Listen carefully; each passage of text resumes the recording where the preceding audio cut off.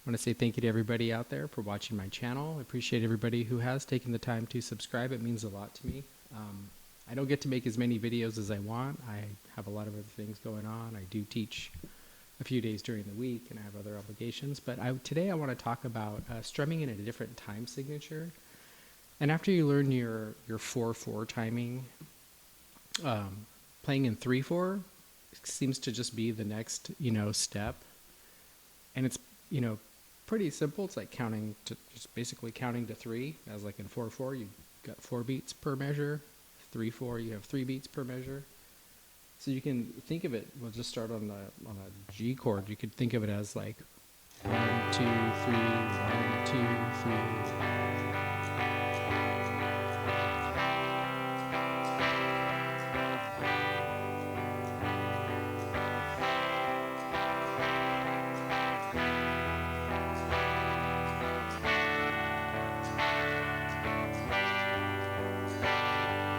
One, two, three.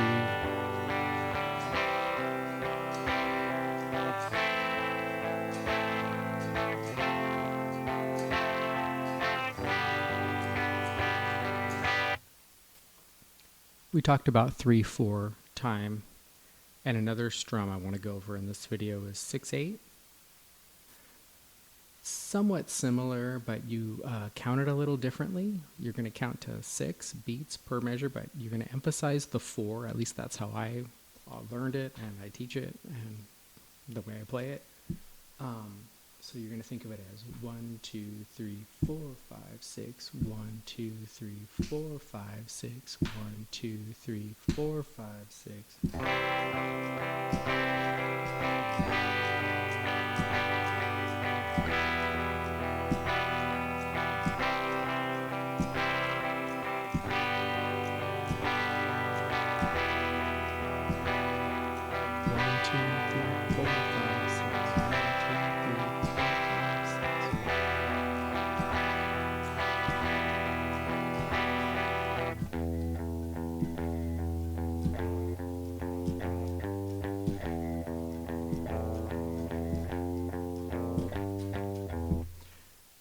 Pretty basic. It takes a minute to get it down.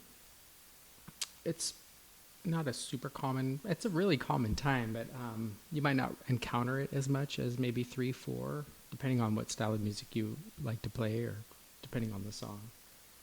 So keep those two strumming patterns in mind the next time you pick up your guitar, 3/4 and 6/8. You can get a lot of mileage out of them, and appreciate everybody who watches all my videos and that has subscribed. I really appreciate it. It means a lot to me.